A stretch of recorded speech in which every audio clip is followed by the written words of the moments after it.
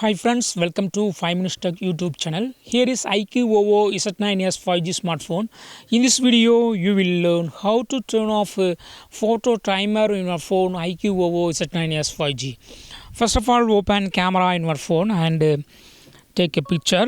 It counting towards 10 seconds. Okay, that is 10 seconds timer has been already set to for taking photos. Okay, so if you would like to get immediate photo, that is after clicking shutter button, if you don't want any delay, what you have to do is just to turn off this timer. Okay, what you have to do, just go to this camera settings icon. Okay, and here we will have 10 seconds. See here, 10s is already set. Okay, if you would like to set no second, just click on off, so that camera timer will be turned off. Now after clicking this shutter button, immediately photos will be captured. Okay, see, so in this way you can easily turn off a photo timer for taking photos in your phone iQOO Z9s 5G. That's all friends, thanks for watching, bye.